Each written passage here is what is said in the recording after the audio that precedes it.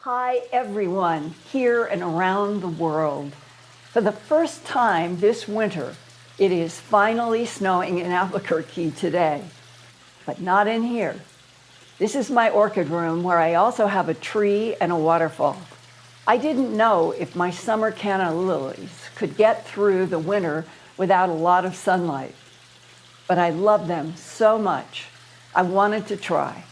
And look at all these gorgeous fresh leaves. Not only are the lilies thriving, but on the last day of January, a beautiful miracle emerged. This yellow canna lily bloomed. And I thought, down with entropy, up with light, and never give up. Never give up. Down with entropy, up with light. That's my mantra. I hope a lot of you share that with me. And we ended up having probably about on the ledge outside of my office, I think there's about 7, maybe 8 inches of snow. So it really did pile up today and it was wonderful. It was calming to work in it. And I have more great news. We have now broken through 197,000 subscribers. Thank you all so much wherever you are on this agitated planet, where even stormy lightning is getting bigger and lasting longer. Absolutely extraordinary lightning bolt stretched across 477 miles. Headline Sky News. The longest single flash of lightning on record was reported this week by the United Nations World Meteorological Organization, stretching that 477 miles over 3 states, Texas, Louisiana, and Mississippi, shown underneath the lightning. The date of this amazing 477-mile-long lightning bolt was April 29th, 2020.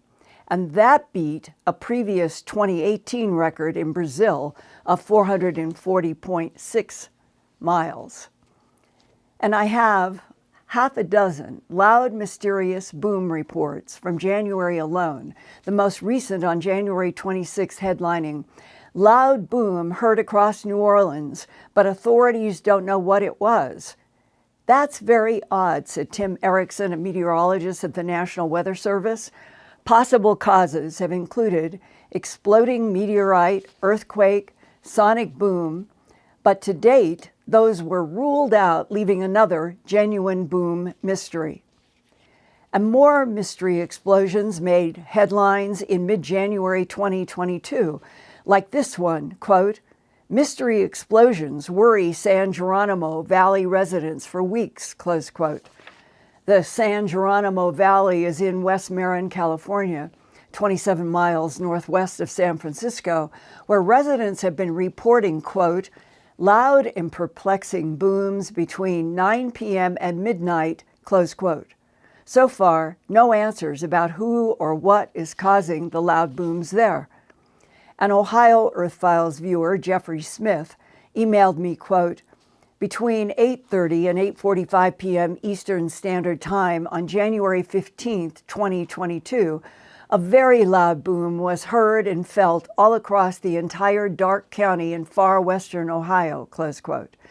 But authorities said without explanation that it was, quote, "nothing of concern," close quote. Why did they have no concern?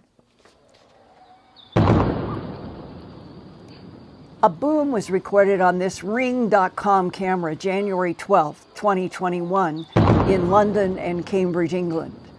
I looped this boom so you could clearly hear it.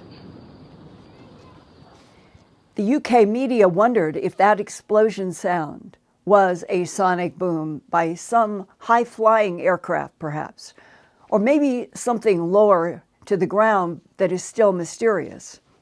And last week, several of you asked if I could bring back to my Earthfiles YouTube channel the gifted remote viewer and astral projector, Buddy Bolton, also known as Psychic X from the Bronx in New York, for him to remote view the global boom mystery and other questions about what's coming in the future in several different facets. Well, in December of 2021, only a few weeks ago, Buddy was awarded this certificate on December 6, 2021, from friends and neighbors, quote, of the Westchester Avenue Safe Haven for always being there in our times of need, showing genuine support and saving lives. You are greatly appreciated, close quote, to Buddy Bolton. Buddy often helps people free of charge and is open to doing healings, ESP, remote viewing for personal or professional readings. Buddy emailed me, quote, all my alien protocol services are free with love to all, close quote. And you can get a hold of him at alienprotocols@gmail.com. Buddy has contracted professionally with a variety of government and military agencies focused on learning more about other intelligences interacting with Earth. He truly has a gift.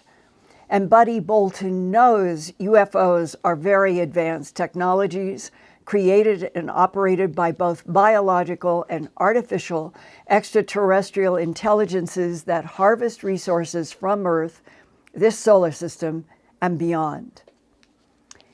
And after last week's broadcast, I read your email suggestions for controlled remote viewing questions to Buddy.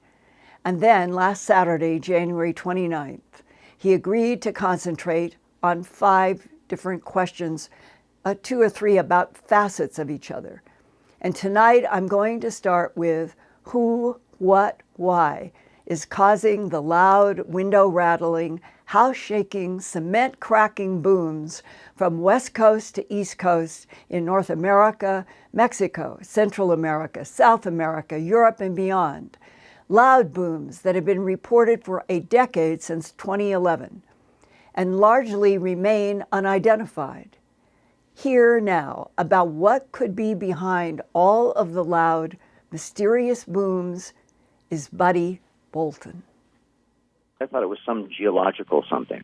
Some tectonics are cracking the Earth, and it made these booms. But the viewing was very different. I sent you a drawing. There's 2 factors. The main factor is these very special space planes. One is more diamond shape, one is more arrowhead shape. Which would be larger? The one on the right, the diamond shape, is about 85, 90 feet.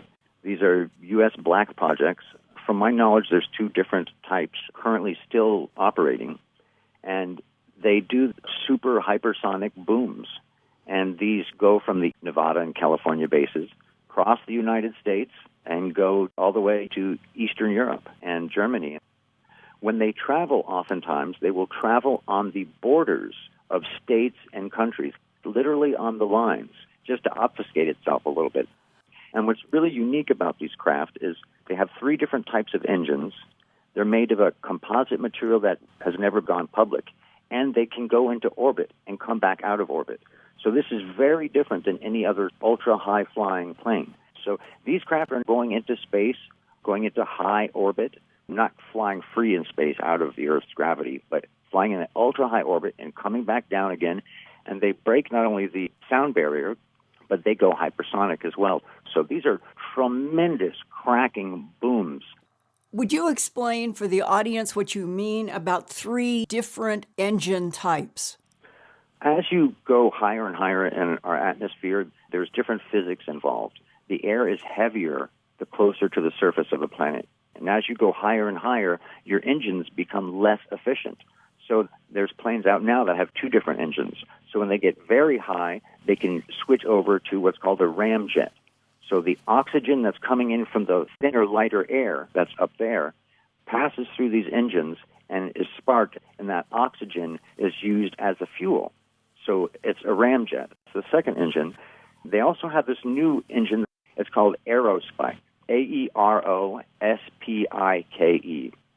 And it's a type of engine that most people have never seen, but it has a cone or a pyramid shape in the middle of the exhaust. So these craft have traditional engines, they have these ramjet engines, and they have these aerospikes, three different types of engines for the different types of air. And it's made of this black material. You can tell it can go in and out of space because it's segmented. It's almost like scales on the craft.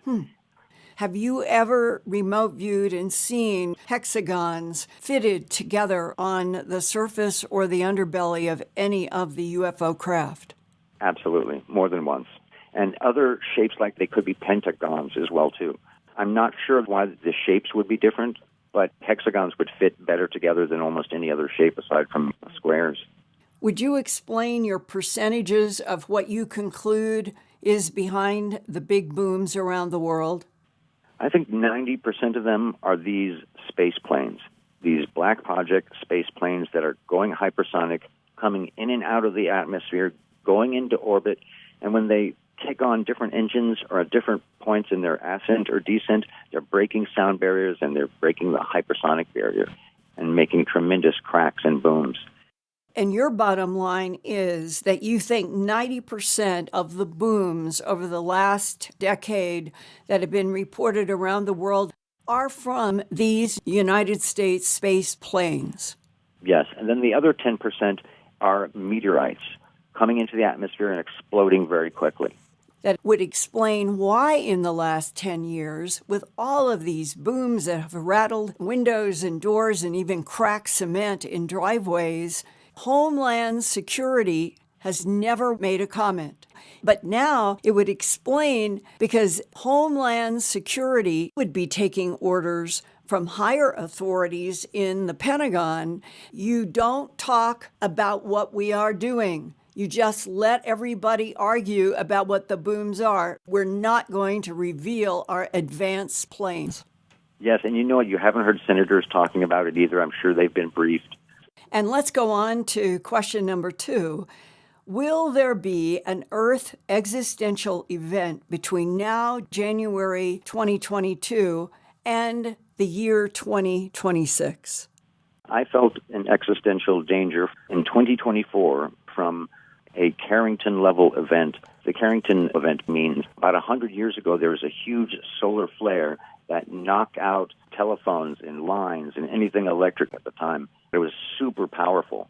And if one of those happens today, they predict the devastation would be colossal to all the satellites, all of our technology. Everything from vehicles to computers to watches to phones to ATMs to everything would get affected by it. They would get a huge input of electrons and energy, and so much of everything would get fried. There's stories about the last one where people were operating on a telegraph and sparks jumped out and zapped people.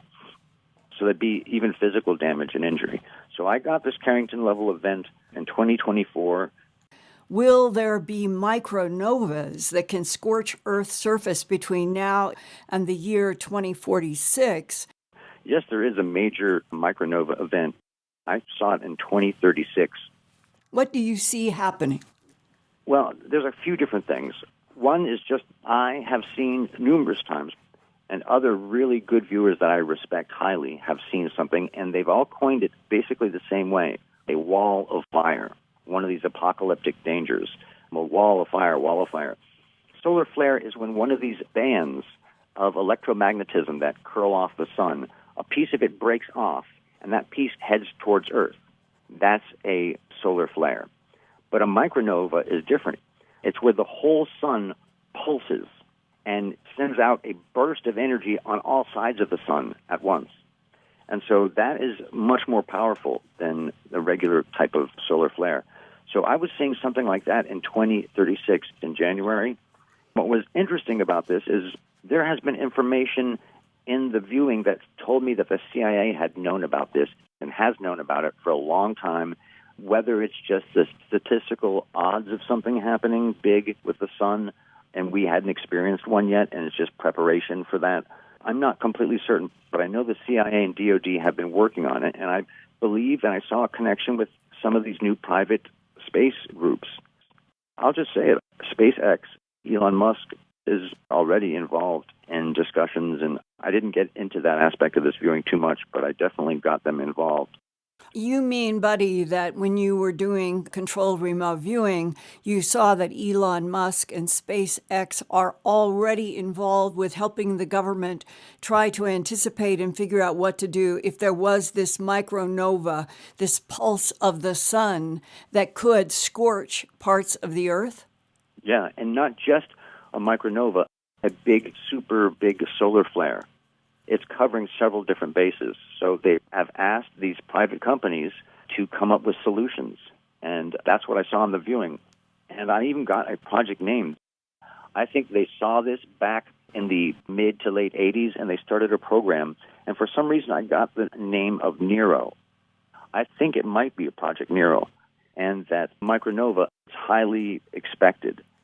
Wouldn't that be a kind of sarcastic irony to name this Project Nero when he was famous in Rome for playing his fiddle while Rome burned? It makes it even more ironic. That means that the government has a sense of humor when it's naming classified projects. It may be accurate. You know, when you really think about it, if our atmosphere was torched and you were able to melt the poles, all that ice on the poles with this tremendous heat and damage to our atmosphere, that could easily produce giant floods. As I got into this ET aspect, it took me off on this curve with ET's understanding of this event. Extraterrestrials know about these cycles. They can read the structure of the universe so well. The language of the universe can predict so well based on the science they know.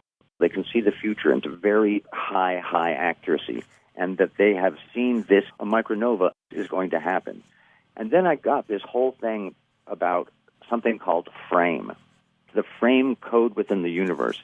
And frame basically is a term that symbolizes the simplest path to a solution. And these ETs in our solar system now are second-generation life forms representing a post-biological artificial intelligence. So this group, and they almost worship, it's almost a religion, that frame is the path. The simplest, most logical thing is what they should do. There's no argument about it. It's kind of like a rule, a law, a methodology based on following how the universe does stuff. So it fits in with their craving for information and knowledge. The more you learn how the universe wants to do things or accomplishes things, I had written down ETs can read the frame code of this universe. They revere frame almost like a religion. Frame equals simplicity of the best logic. So these second-generation life forms adhere to it. And then this was something very interesting I got at the end of it, was a very large ship is coming here before this micronova event. It's in 2036, I believe. It's in January of 2036. And that this very large ship is coming in 2030. Because we need help, right? I don't know if it's that they're going to help us or that the situation is such a quintessentially crucial kind of question where a civilization gets to this point on their planet and there's all these different existential dilemmas. Maybe this is where 90% of civilizations of different species fail, and that they're watching this pivotal moment for humans.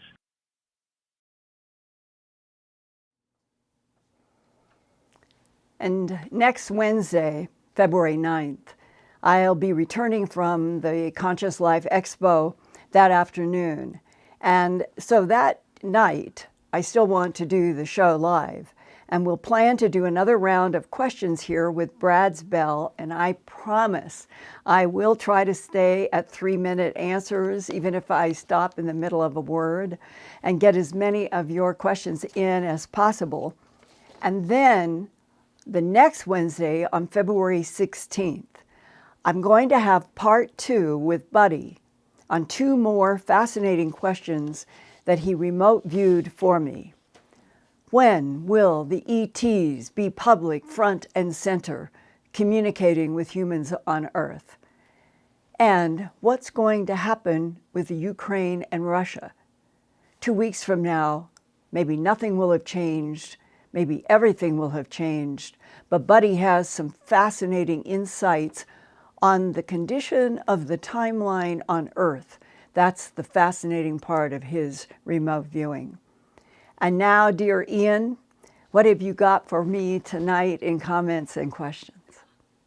Well, thank you very much, Linda. The chat is very active this evening. Everyone is sending their regards and chipping in with their own experiences of the booms and their own theories, etc. People are loving that Buddy's here as well. So thank you very much for that. Well, I think he has a real gift, and it is fascinating because he and I have asked about this question, so many people do. If we can remote view pieces of the future, what does that mean about past, present, and future? Are we actually locked into certain lives and timelines, or is it all constantly changing rapidly?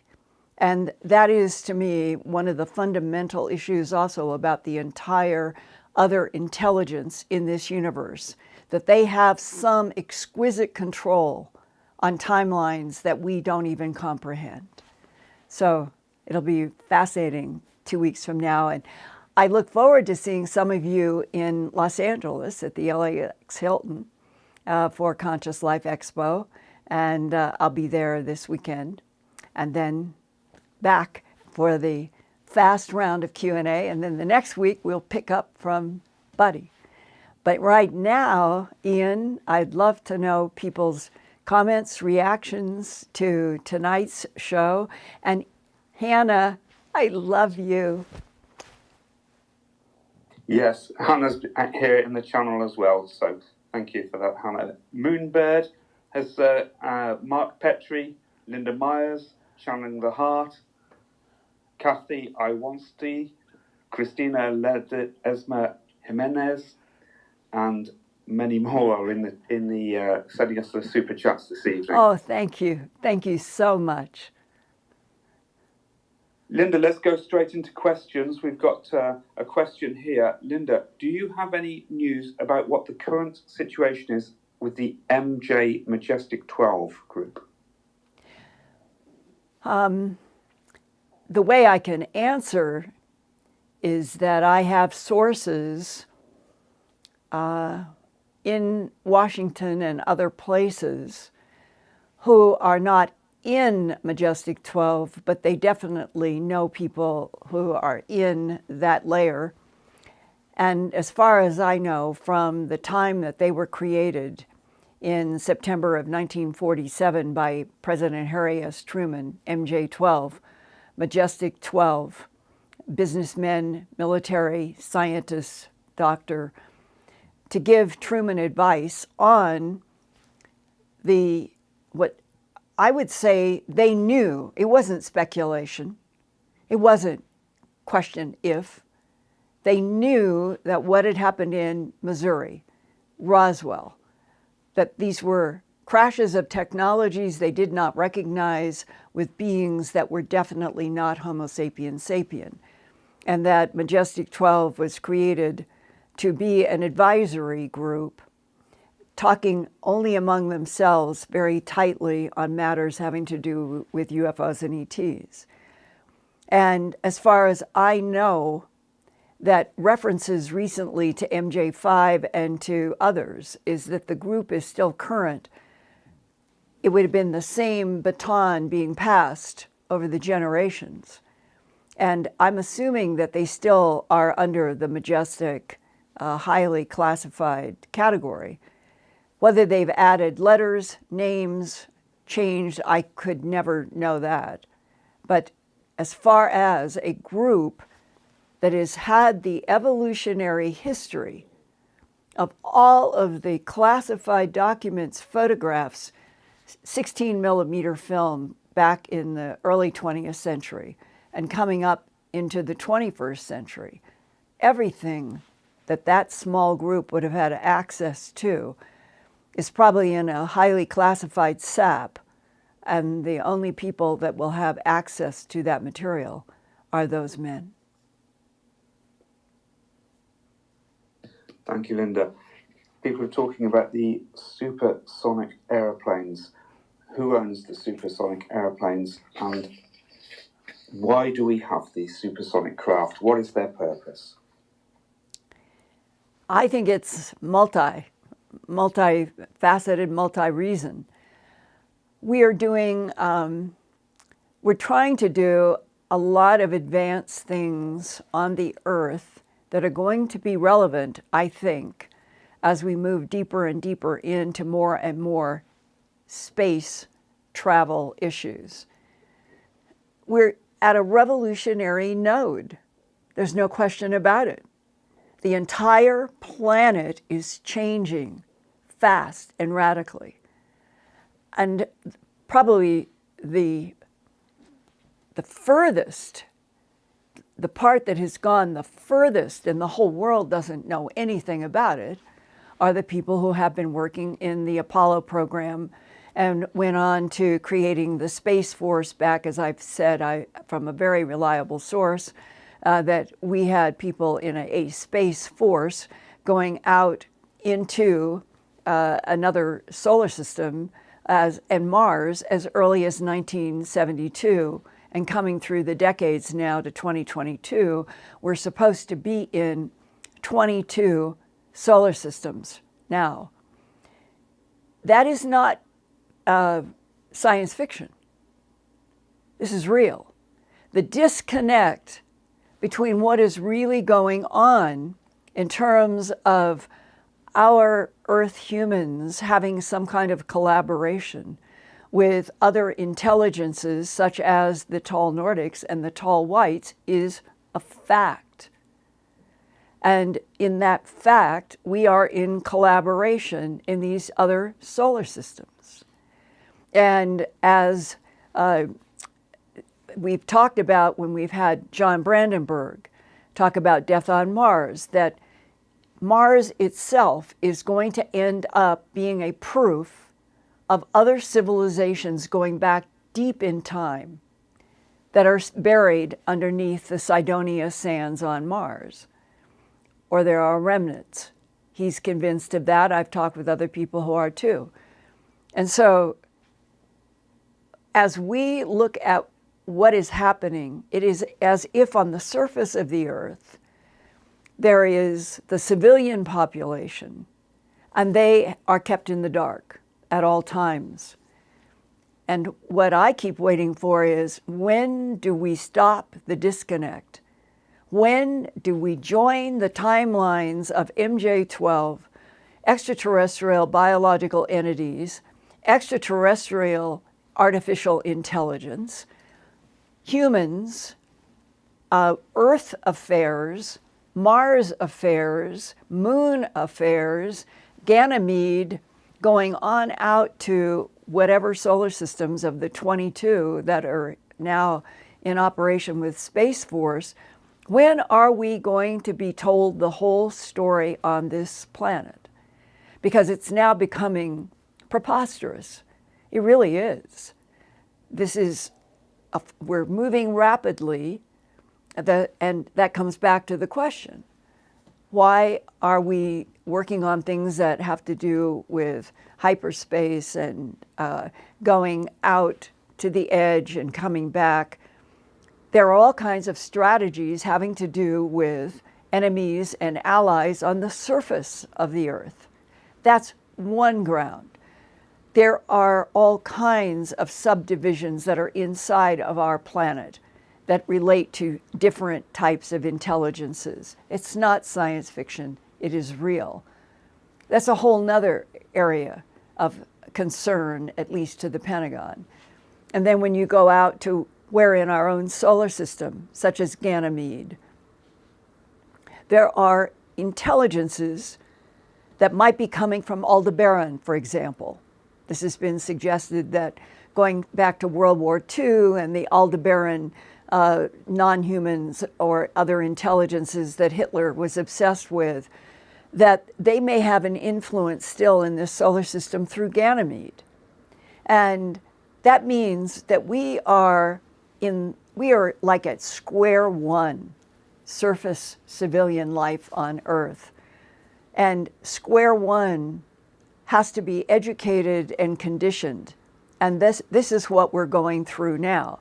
And a lot of the hyperspace and a lot of the beautiful SpaceX films, and when you're looking at that, it's sort of like the bridge that is getting the human mind conditioned to, wow, we're going to have a starship.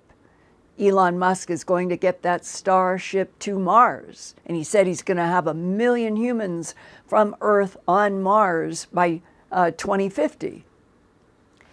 But they're like promotion dots. All of the pieces that have to be put together are already put together. That we already have the processes for getting out there. And we're in a kind of let's pretend game on the Earth. Let's pretend that we are now going to introduce people for the first time. Oh, we're going to have a base on the moon. They've had a base on the moon for a long time. That's where we are, and all of the hyperspace and going into these different types of engines and all of it is something that will be valuable ultimately, I think, not just on Earth, but in other bases that we're going to have on Mars and beyond. So I think that what we're seeing in aerospace is like square one that is allowed to the public, where they have miles of other technologies they've already developed. That's my personal point of view now on the disconnect between where we are tonight and what is actually going on. Okay, another. Okay, Linda. When we consider just about a second, sorry. When we consider an alien race as hostile, what does that mean exactly? How are they showing their hostility? The one and the only one, quite literally, I know of no other, that has been described in detail and that I shared with you here, and I've talked about here a couple of times. I'm going to be talking about it more in Los Angeles, is the Ronald Reagan, March 6 to 8, 1981, briefing at Camp David in Maryland, just 2 months after he had been elected president of the United States.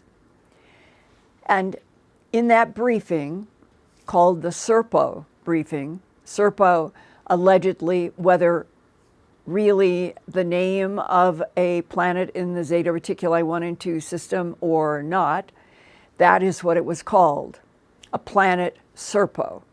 It probably was an acronym, frankly, is my own opinion, that was an acronym that was put together by MJ-12 or military forces that were trained to go to Zeta Reticuli 1 and 2. If that did indeed happen, there's lots and lots that are murky about the Serpo operation, and other pieces that I have gotten strong source support that definitely parts of it happened, including 2 sources going all the way back into the late 1980s, early 1990s, had to do with that when Steven Spielberg did his film back at the end of the 70s and ended up with the craft and showing the Space Force in the orange uniforms going into this big UFO to go to a planetary system, that was based on fact, and that Ronald Reagan actually did say to Steven Spielberg, there are only 2 or 3 people in this room who know how true that ending is. And the Serpo material about this whole operation of learning about this other planetary system and this Space Force going there, and the idea that I had a thought explosion, Ian. It focused me on the specific question. Just a second. I think the question was about which ETs are hostile. Oh, yeah. And how would we define them as being hostile? And I was laying the ground for the one that is the strongest that I know, and that was about grays. But out of the Serpo material, when they did the briefing for Reagan, they broke down 5 ET groups. There were the EBINs, extraterrestrial biological entities. They made the next 2 species on the list of 5 presented to Reagan, meaning genetically that these are advanced beings that make all kinds of other life forms or artificial intelligence that are not organic life forms. So you have the EBINs at the top of the list. And it was introduced to Ronald Reagan that they were friendly, that they helped us, that everything that we had asked for, they had given. Then on the next one down was the Archeloid. And the Archeloid was the big nose, ropey headdress that was suggested in a variety of ways that they might have been the Sumerians that were on this planet, a genetic experiment made by the EBINs, number 1, that made the Archeloids that had inhabited the Earth, and we thought of them as Anunnaki or Sumerians. And then the next one on the list were the Quadloids, and they were supposed to be a genetic mixture of lizards, and I think it was lizards and something else. And then the 4th one was the Heptaloid, no definition of what that was. And then the 5th, the Trontoloids. The advisor working with William Casey, the new director of the CIA, said to President Reagan, "Sir, these Trontoloids are very hostile." And then they presented to Ronald Reagan that they were insects. They used the word nasty looking insects on a planet of the solar system, Epsilon Eridani, 10 light years approximately from Earth, closer than our alleged allies, and that the insects could camouflage their selves in blonde-haired humans. And that's when Ronald Reagan said, "You mean, what do you mean? What do you mean they can camouflage?" Or imitate, I think is the word directly in the briefing. And the analyst that is doing the briefing for Ronald Reagan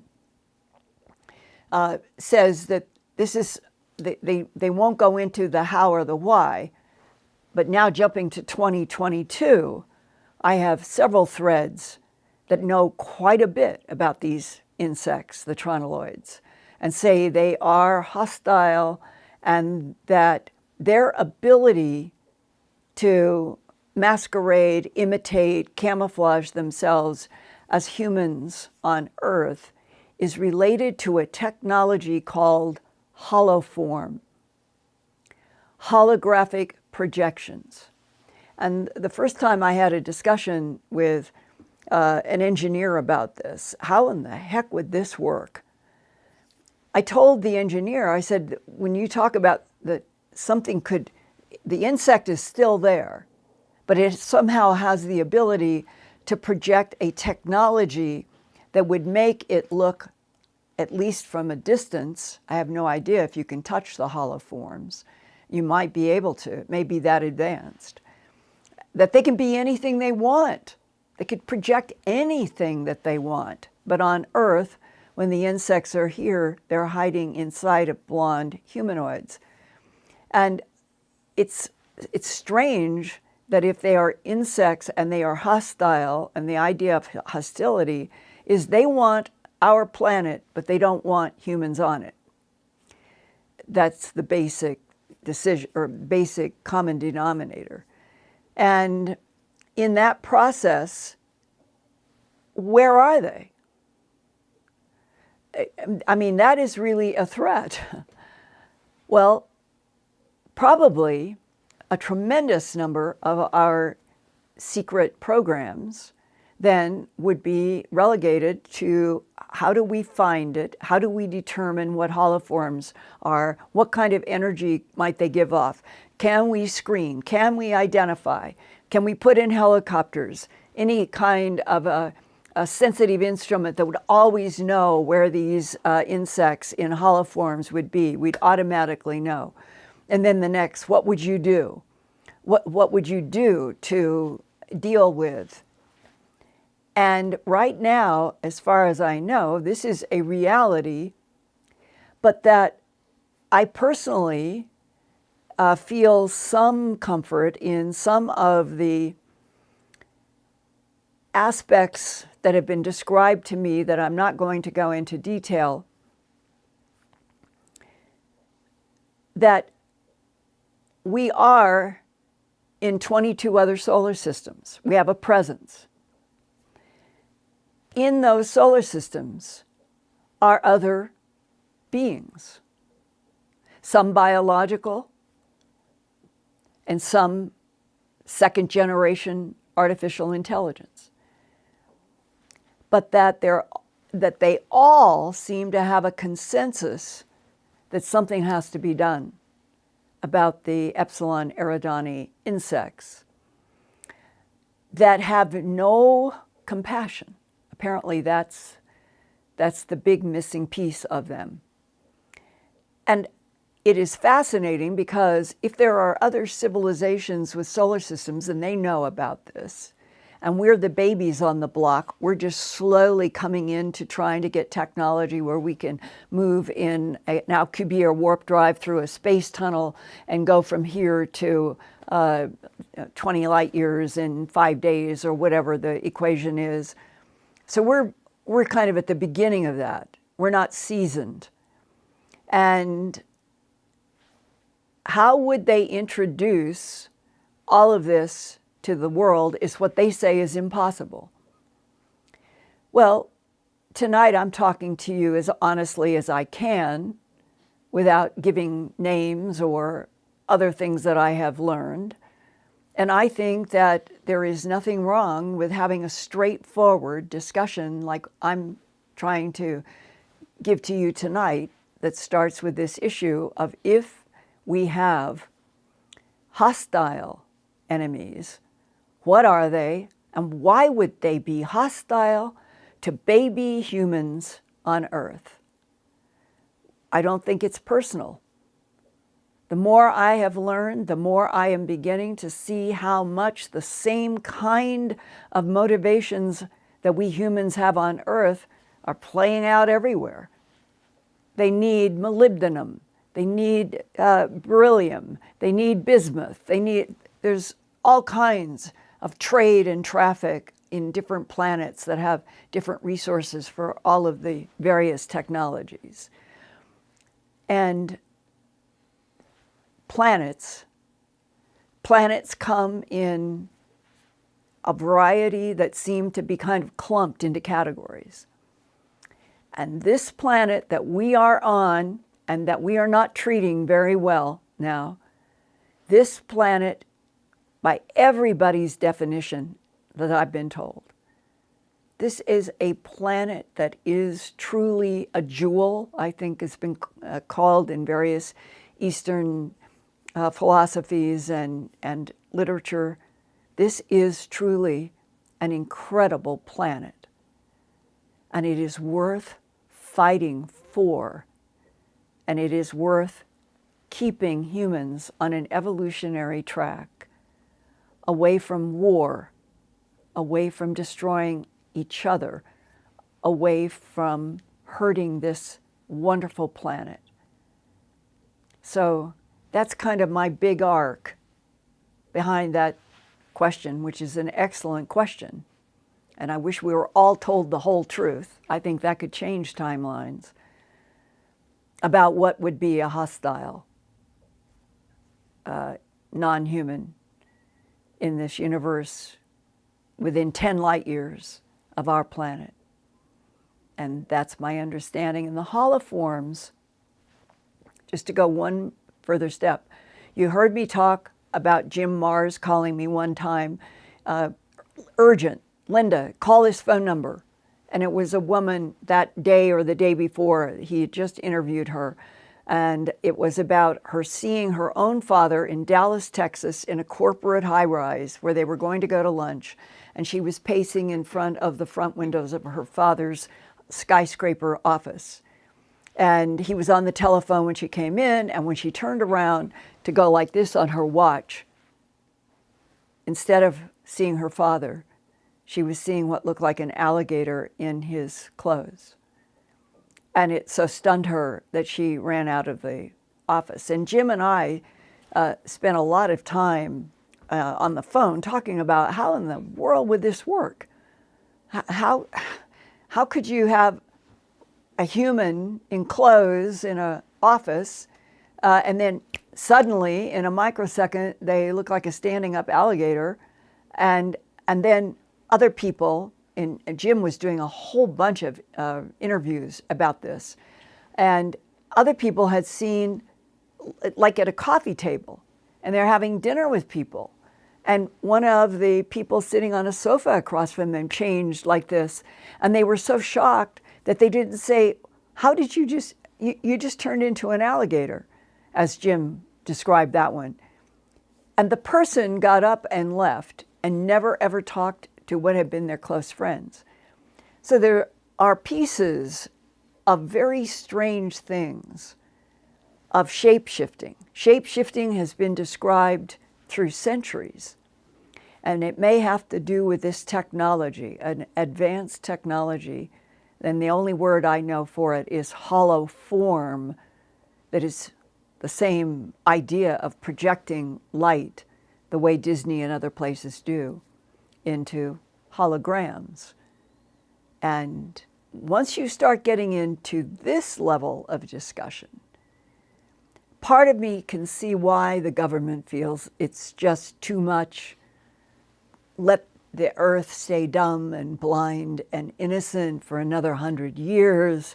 We'll be out there in solar systems. We will be battling and fighting, and we'll be claiming territory, and we'll bring gold back. And then 100 years, then we can tell the planet.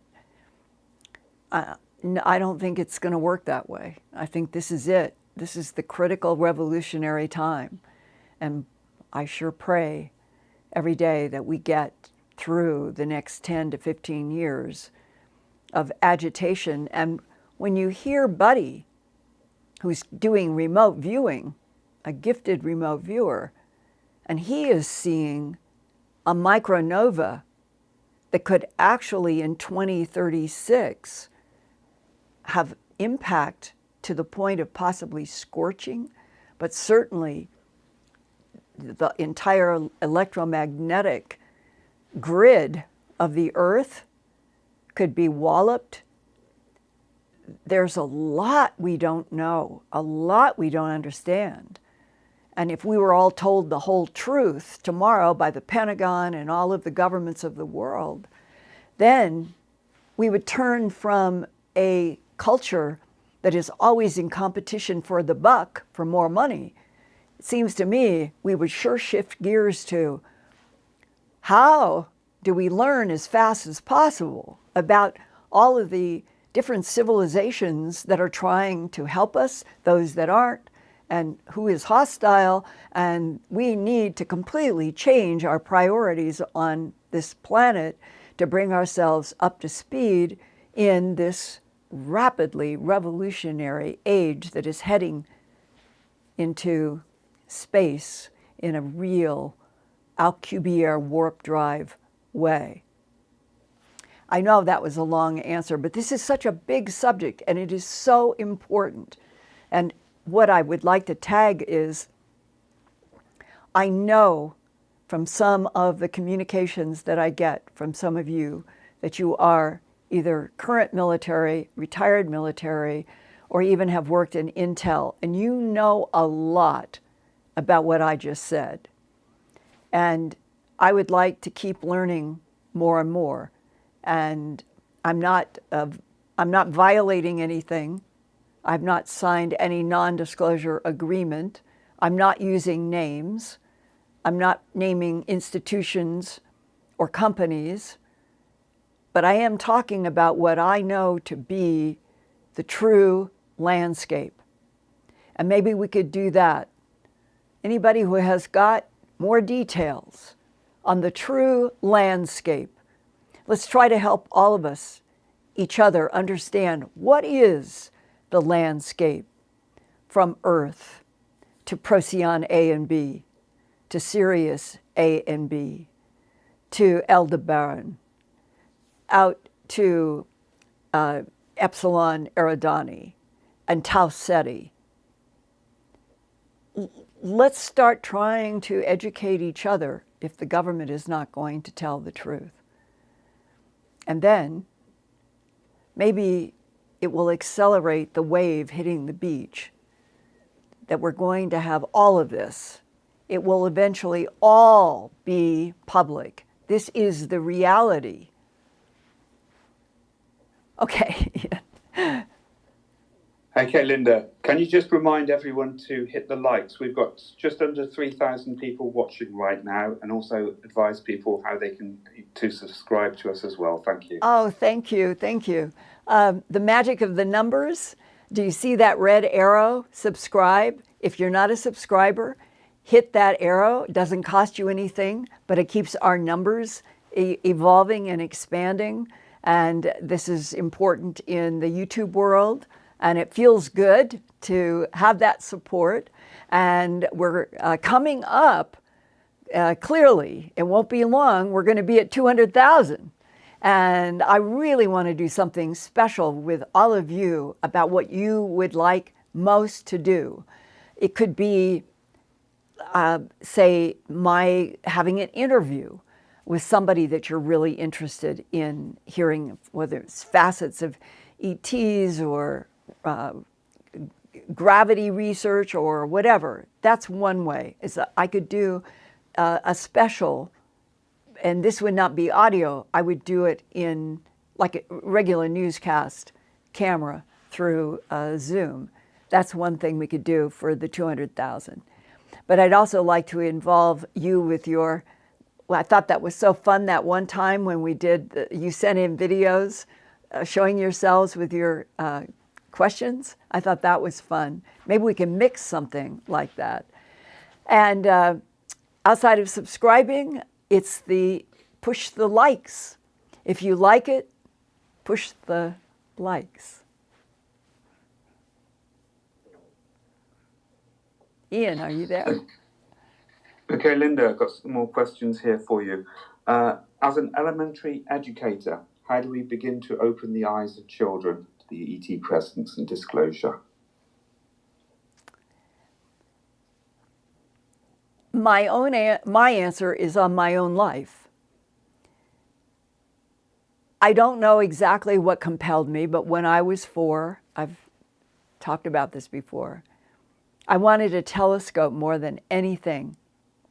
And my dad worked for the state and didn't make very much money, loved his life, flew everywhere. We had a wonderful life. I just don't remember wanting for much. I love my childhood life, but we didn't have resources of any kind.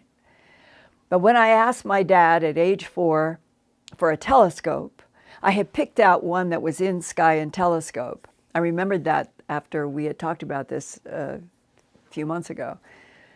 And it was in Sky and Telescope, and the one that I picked out as a 4-year-old, knowing nothing about money and all of that, just picked out what I wanted. It was a refractor telescope, and it was quite expensive. And my dad found a $49.95 reflector. That's a tube with a mirror. It's much less involved than a refractor telescope and therefore less money. And I literally was with that telescope so many nights of my entire grade school, from first grade to sixth grade. I loved being out in the night sky. I loved learning about anything having to do with stars. And it was that ability to have my mind be curious. I've always been a very, very, very curious person. And I like finding out what the truth is to any question that I have. And there was something about my being able to go out at night, and because we had a backyard, Mom and Dad, I could just come and go and do whatever I wanted.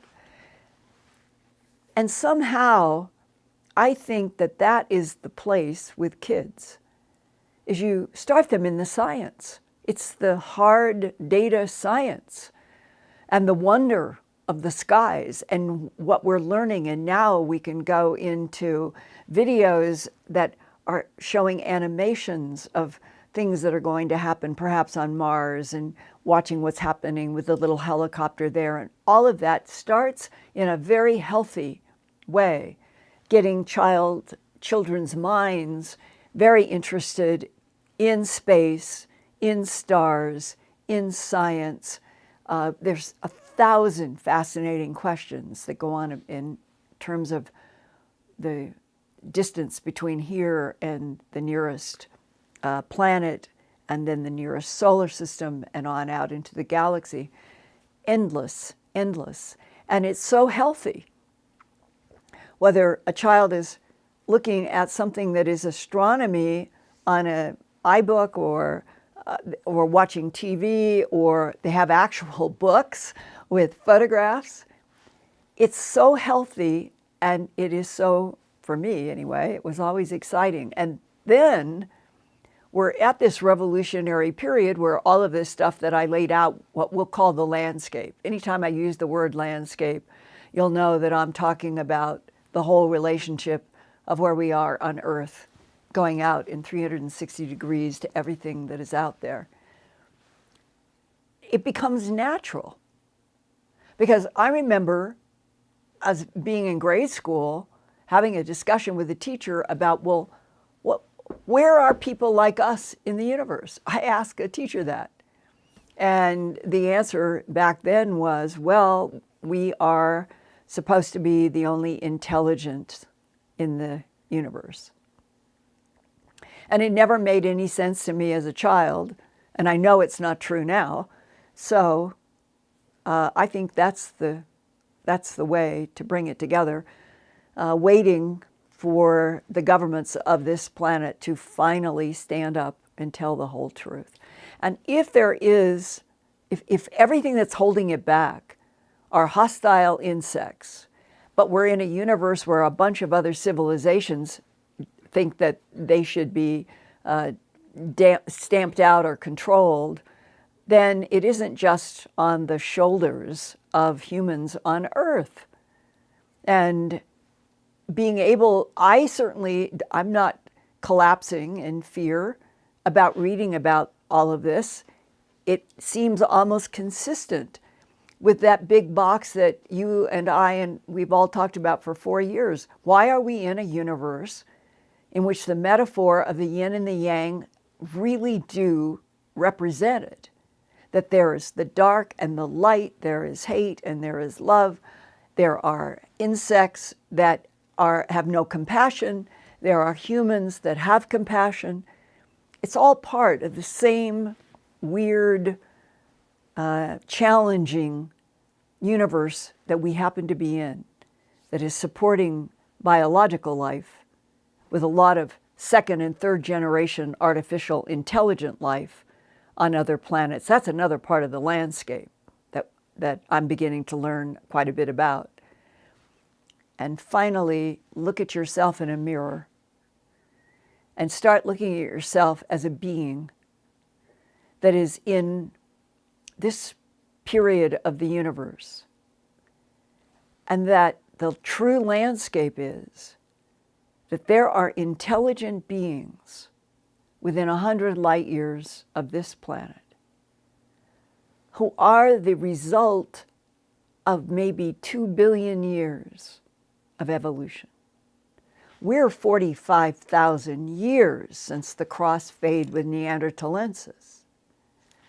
Think about civilizations evolving for 2 billion years.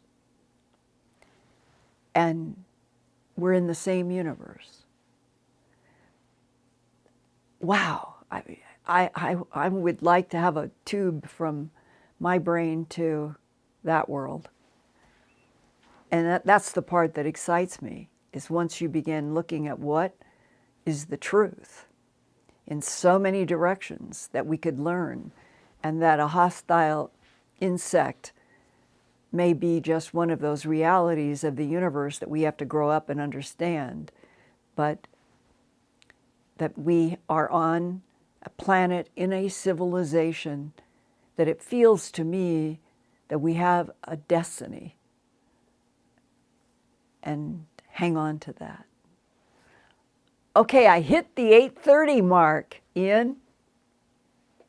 Okay, well done, Linda. Well, do you have any end notes? Yes, well, basically, Linda, I've got a whole lot of questions here. We should just go on and on, but I'll just try and get one last question in. Oh, now, and a lot of people are Ian, questioning about NASA. Should we trust NASA? Are we going to have any real evidence from the James Webb Telescope? And have you ever had any correspondence with NASA where NASA have not been truthful with you? No, I have not had correspondence with them. I have known and talked in depth with people in NASA programs who, in a couple of places, they have sought me out because they have been exposed to animal mutilations and human abductions as being part of what other civilizations from other places do on this planet.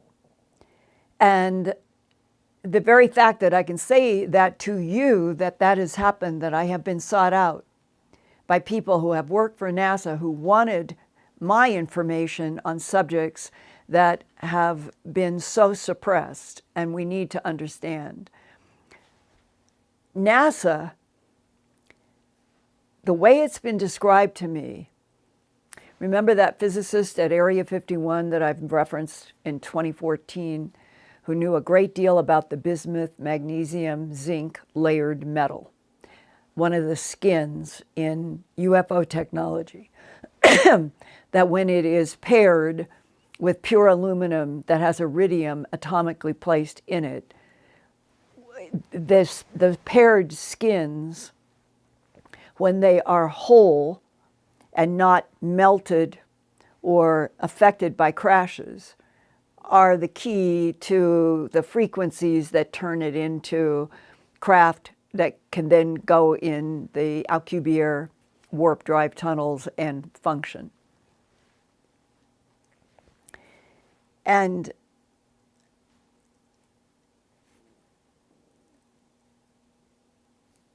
well, I think that's as far as I want to go tonight. Ian, I want to throw it back to you to tell everybody, and for you to hold all of your questions that we got tonight.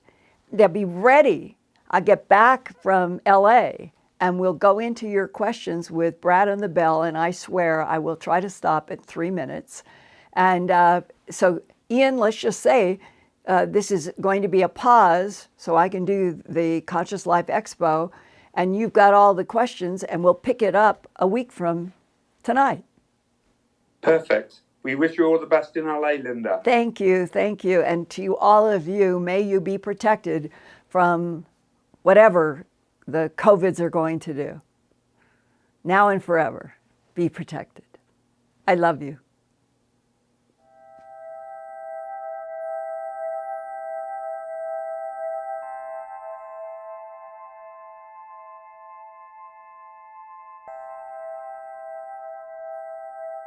Turn on closed captions for YouTube videos by clicking the white CC button on the lower right.